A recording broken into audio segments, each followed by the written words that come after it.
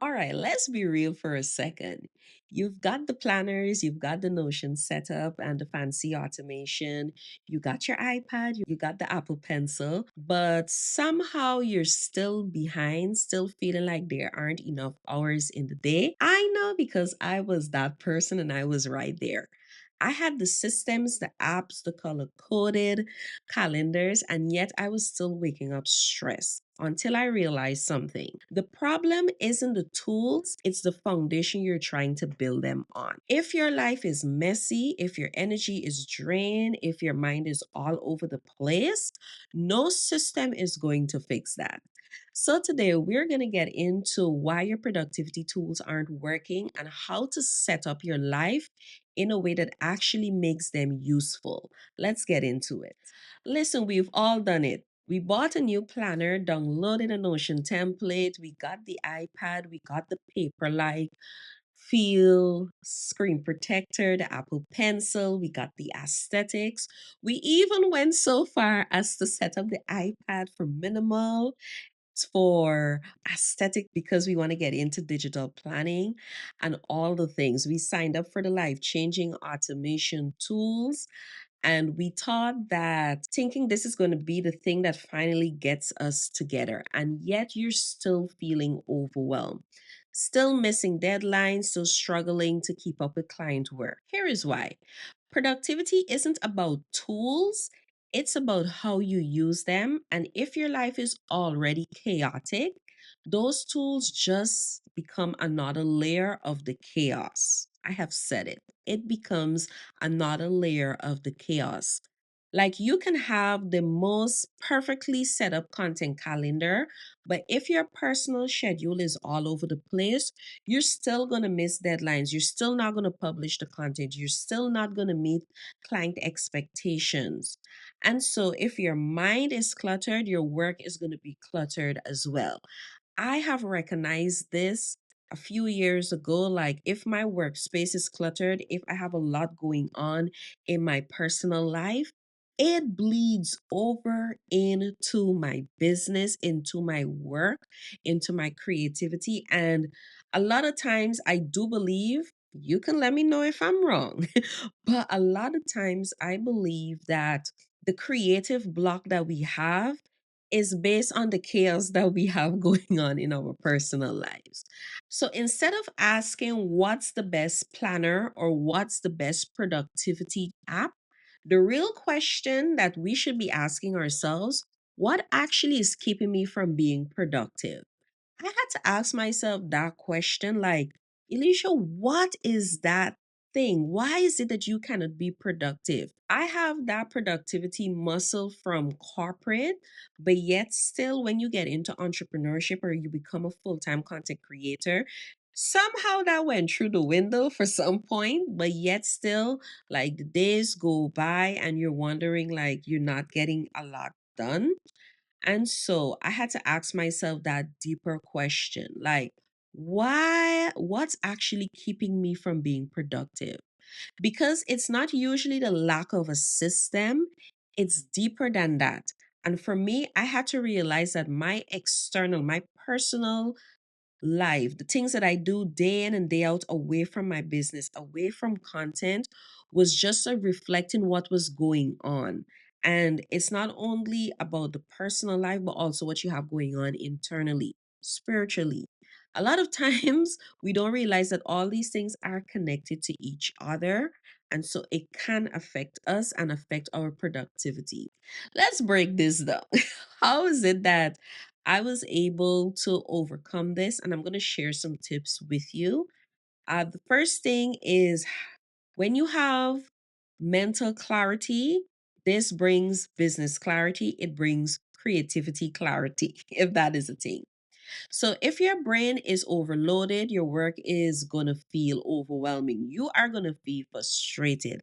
I'm that type of person. Like, if I don't want to do something, I ask myself, why is it that I don't want to do this? This is something that I either have to do for myself to push forward my business, or it's something that I need to do to help my clients, but I'm feeling overwhelmed and frustrated. And it's simple as that. Sometimes we really need to be honest with ourselves. Let's be honest here. All right. So, what I have done to fix this issue when it comes to like having or decluttering my mind or having that mental clarity is that every morning or at least every Sunday afternoon, I do a brain dump. So, I use tools like, apart from my iPad, which is my main digital planning device, I use tools like GoodNotes, or I use Notability, or I would use Apple Freeform. And I would like literally do a brain dump. Like everything that I'm thinking about as it relates to life, as it relates to business, as it relates to my creativity and content and all the things, I just write. And sometimes I will find myself writing for hours. Just write everything down, everything that you have on your mind. Don't matter what it is, get it out of your mind. Write it on a paper. If you are that person who hasn't got into like digital planning as yet, find a journal, find the actual physical journal, because a lot of people do not, they still need to feel or have that paper or physical feel. So I understand that. I used to be that person, but I had to develop the digital lifestyle because I'm a digital entrepreneur. And so for me, I had to find a way that is most, that works for me more or less. So whatever that thing is for you, whether you need to have a physical planner or a physical journal, get it, spend one day, maybe 2 hours within a specific day, and literally do a brain dump. Don't have no structure, just get everything out. Then later on, I would go back in and get it sorted and just, okay. So after doing all that brain dump, what I would do next is that I go back in and I sort out my thoughts. What is top priority? Maybe it could be a full list of things that I want to do. If so, I put them in a list form, and then I categorize it into priorities, and then I actually focus on what really matters. So that's the first thing for me. I do a full brain dump, and then I organize my thoughts into categories, and in this way it helps me to start like bringing structure and start building, having the building blocks to productivity. The next thing is, for a lot of people, I know you hear the word energy. Energy is thrown around a lot, but energy management is greater than time management. Yes! Surprise, surprise. I just said that. You can schedule all the time blocks you want, but if you're exhausted, none of it is going to get done. So for me, instead of forcing yourself into a strict routine, you want to pay attention to when you have the most energy and schedule your hardest tasks for those times. Meaning, if you are a morning person like myself, that is cool. Do all your deep work, do your creative work, do all your strategic thinking and strategy sessions in the morning. If you are a night person, center your time around when you are feeling most energetic, when you have the most energy. Let me give you an example. At the time of this podcast recording, surprise, surprise, it is literally 6 a.m. But I got up 2 hours before to prep because I kind of had a schedule of knowing that I would have been recording this today. All right. But I am a morning person. I have known this from even when I was working in corporate. I know that I'm a morning person. So most of my heavy lifting in at work was like doing meetings, doing team calls and all the things. It was centered in the morning. Like after 12, I don't function. I do not function. And for some people, they might be like, that is not productive, but it's productive for me.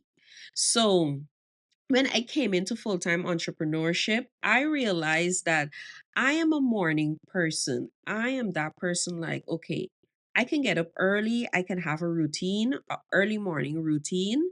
I can start my day 3 a.m. And most of the times, most days, I start my day at 3 a.m. And so I have structured my schedule. I have structured my work in the mornings. So anything creative, like I have to record content, I do it really early, like before 8 a.m. And then between 8 a.m. to 12 p.m., I would do like deep work, whether it's strategy sessions with clients, whether it's to do deep focus work to get stuff done for clients, or even for business where I have to do strategic thinking. I schedule that in the morning. But for the people who are night owls, stop forcing yourself into a 5 a.m. workflow. You're gonna feel frustrated. You are not going to be at your best, and it's gonna feel forced. You're not going to feel like you're actually getting anything done. So know when is your most energetic time of the day, and schedule your work and your deep focus creativity, your deep focus work, your strategic time around your energy level. So this is why I say energy management and time management, they go hand in hand, but energy management is greater than the time management. All right. Let's get into the physical space. Physical space is equals to mental space. If your workspace is a mess, your focus is going to be a mess. I have proven this, and I am that type of person that needs organization at every level. All right. Some people can work in a chaotic environment. I am not that type of person. I have realized that. Let me give you an example. So, when I have to cook, I'm that type of person. I need to go into the kitchen, I need to clean the kitchen. I have to make sure that kitchen is clean. There is no dishes in the sink. Even if there's dishes on the rack, I put up the dishes, and I just make sure that the kitchen is spick and span, and then I start cooking. Now that is on the personal side. I don't want to subscribe to the fact that I'm OCD. There is levels to it, but I'm generally a neat person. I need to have things in order. If they're not in order, if something feels out of place. So I know this firsthand. And so for me personally, before the end of the day, let's say like stopping work at a specific time, I need to ensure that my desk is clear. I would have it chaotic during work because you're working, you're either drinking your water, you're either snacking, you have different devices, you might be recording whatever that workspace may look like. And so it becomes very messy. But at the end of the workday, I need to fix my desk. I need to clear the clutter. I need to clear the mess. And even because I have my office inside of my bedroom, I need that order. If it's a chaotic mess in here, it's not going to work for me. My mind is going to be so focused on trying to clean than actually work. So I have developed the habit of making sure that my space is kept clean and it's kept organized. For some people, they can operate in chaos. I don't know how they do it, but to each his own. Right? To each his own. So, what I have learned to do, like before I sit down to work, I would like take 5 minutes to like clear my desk. That used to be the habit. But I've started doing it at the end of the work day. Just make sure my desk is cleared. I put back everything in its proper place. And I know that it sounds simple, but trust me, it makes a difference. If your workspace is chaotic, you are going to feel chaotic. You're going to feel like you're not getting enough done. And we all have the same 24 hours. Trust me, we all do. But again, is how we maximize our time. But more importantly, our space and our work environment plays an important role.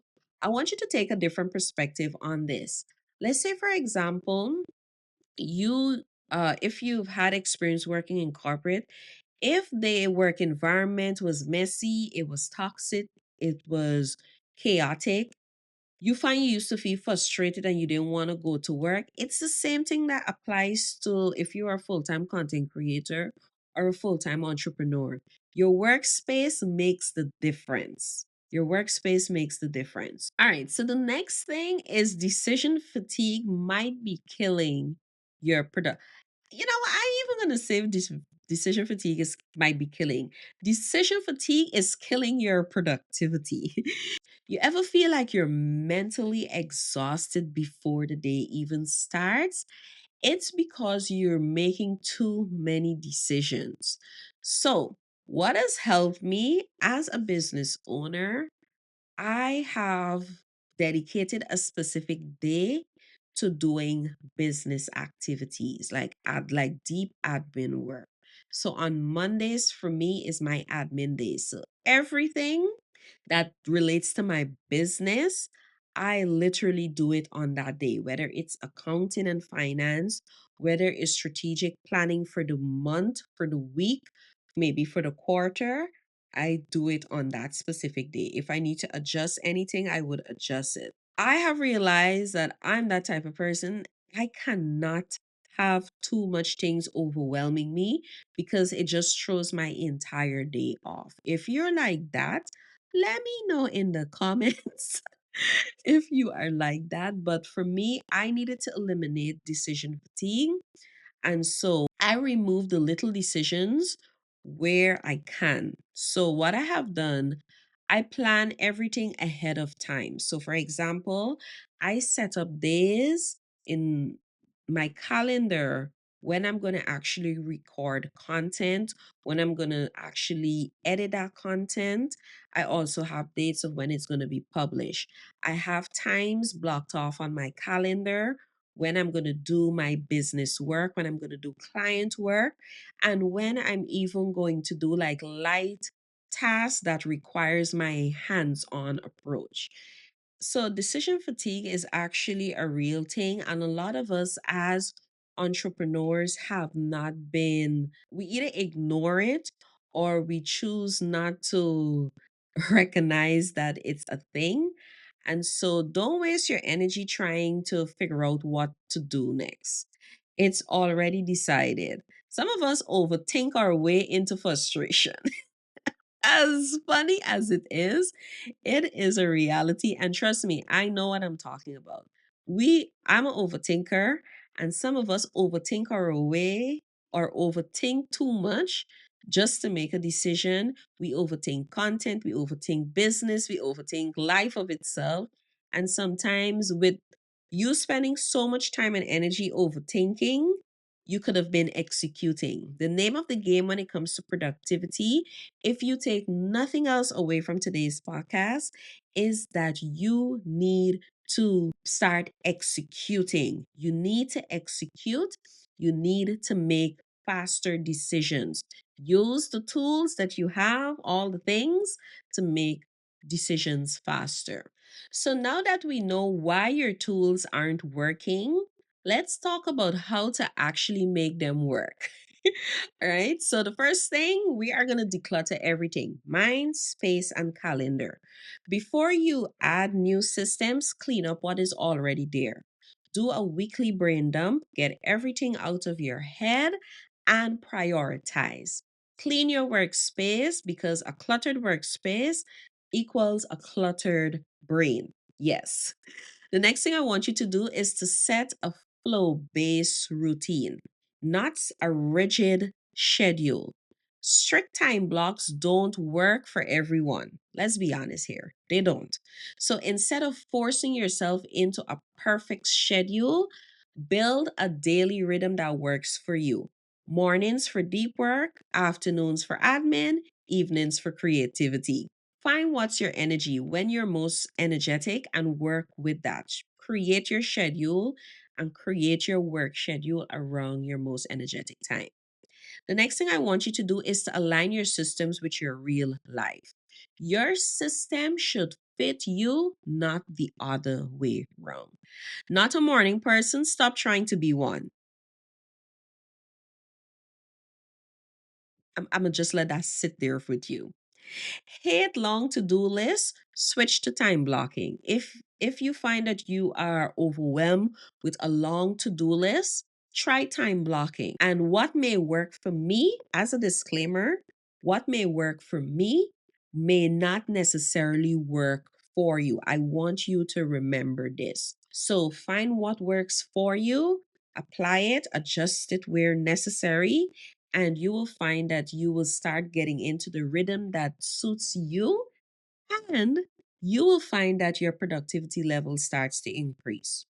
The next thing I want you to do is to protect your focus and cut the distractions. Distractions are the real killer to productivity.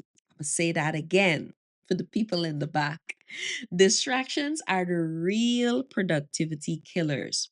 So, what I want you to do, set no work zones so you can actually rest. Listen, Saturday and Sunday, I don't want to see work. I don't want to see a camera. I don't want to see my computer screen. I literally detach myself from anything that looks like work. The reason for this is that I know that if I'm always thinking about work and content, my brain will never stop. Right? And you're going to always be in this hamster wheel of working. And even when you lay your head to sleep, your mind still goes. For me, when I lay my head to rest, I want to be sleeping and also resting. A lot of people sleep, but they don't rest because their minds are always active. Their minds are always thinking, oh, I have this to do. I have that to do. I have this to do. And so I need to get this done, this, that, and the third. And you're not resting. Even you could be looking at a movie and still thinking about the things that you need to get done. Make it make sense. Create those non working times and days and actually rest. Go outside, touch grass. Do things that you like doing. If it's cooking, for me, I like to cook and bake. I like to clean. All of those things are things that I enjoy doing outside of work. All right. If you are a person that likes to go and hike, go and hike. Do what you need to do to rest, recharge, and just refresh your mind. Don't think about work. Think of it as corporate. You know that job that you go to, your 9 to 5 job you either go to or you used to go to? And like at the end of the work day, you pick up your bag and you head through the door. Can nobody tell you about work till the next business day or the next working day? Do the same thing with your business, with your content, especially as content creators, because our minds never stop. We always get inspiration at any given time, and that is okay. There is a system for you to capture that, but more importantly, I want you to prioritize rest. Rest is also self care. FYI, just in case you didn't know. All right. Another thing I want you to do is to batch admin tasks, whether it's emails or meetings. I want you to batch them so they don't constantly interrupt your deep focus work. Listen, at the end of the day will end. And so productivity isn't about doing more, it's about setting up your life in a way that actually supports your goals. So before you go downloading another planner or set up a new automation system, I want you to take a second and ask yourself, is my foundation even set up for this work? Can the foundation that I have in my life support the iPad pencil, the Notion template, the productivity tools, the productivity systems that I'm about to pay for or I'm about to download? Because when you fix your foundation, the tools finally start working for you instead of just adding more stress. And when you see you have more stress, you are not going to use the tools. And that is the plain truth. If it's chaotic, you're just going to use it maybe for a week or a day, and then you revert right back into your chaotic day to day. And if you want to make this even easier, what I have done, I have put together the Creative Flow Kit. It walks you through how to get your systems in place without overcomplicating everything. If you're ready to finally get your productivity together, grab it at the link in the show notes below or the link in the description. As always, stay productive and focused, and I'll see you in the next episode.